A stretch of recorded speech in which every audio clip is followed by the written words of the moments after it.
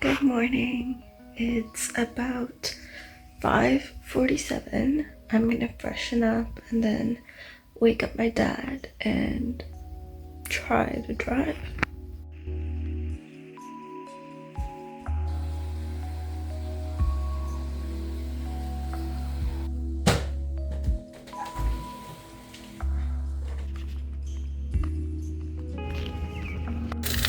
Hello. So it is 9 a.m. I went on a short walk, but I did nap, which was not in the plan. But I did come back from driving and then sleep for an hour. But I was exhausted, so it's okay. I did a short walk. Now I'm prepping breakfast. We're doing some garlic bread with vegetable juice. So this is my breakfast. I have vegetable juice, which is today only has beets, carrots, and apples. Usually put in kale and celery, but we're out. And then I have my garlic bread with some chili oil I made the other day. I know it's not the healthiest thing, but it's okay. I'm going to go shower now, so I will meet you on the other side. Hello.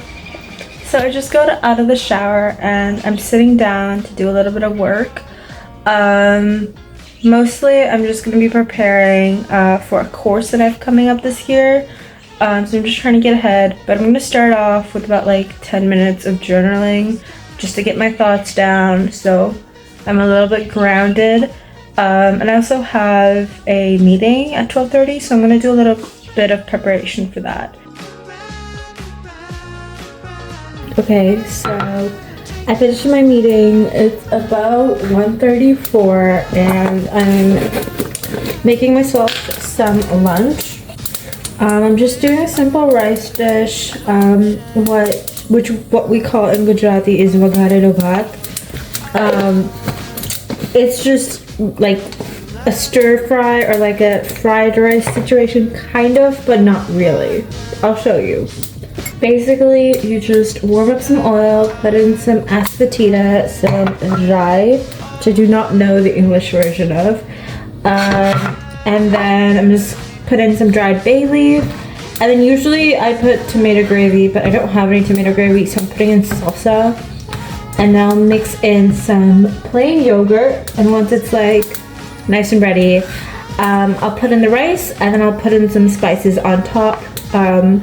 Lal mirch, which is just red chili, turmeric,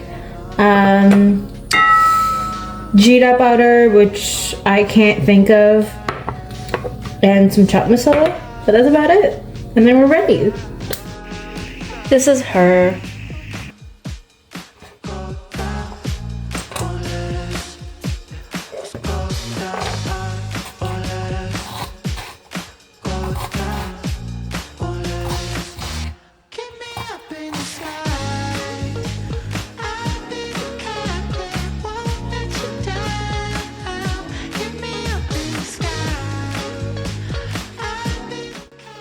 This is my progress so far. I was about to paint and I noticed that he kind of looks like Mario, you know? He's not supposed to. This is the actual, thing. That's what it's supposed to look like. But I can't really draw.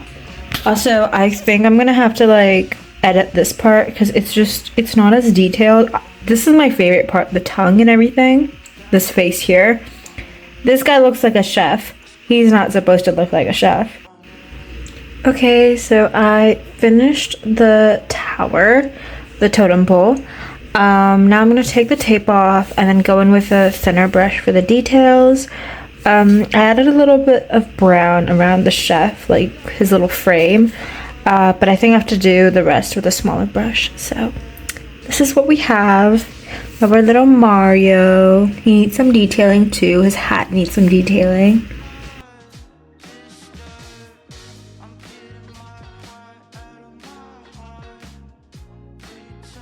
Okay, the tower is officially done. Before I move on to the background though, I'm gonna go knead some dough for dinner.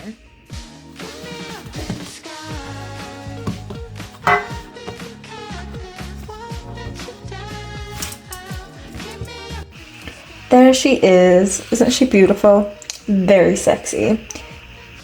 I am working on the grass, but I made the mistake of making certain spots darker because I wanted shadows, but I realized I should have just done that with the grass itself because there's no like negative space anymore and it kind of looks awful. So I'm trying to go in with the same shade and add some like negative space, but it's not really working.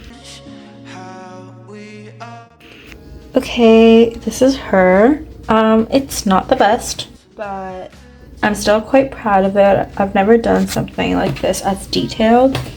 I also tried to add some sunlight, like peeking through the clouds. It doesn't really work, I know, but this is it. This is her. Here's a little detailed video. Hey, welcome to Editing Neerja. I just wanted to take a minute and talk about the little painting I did. It's a painting of UBC's reconciliation totem pole, and I really just wanted to take a minute and talk about it because I think it's one of the most beautiful spots on campus.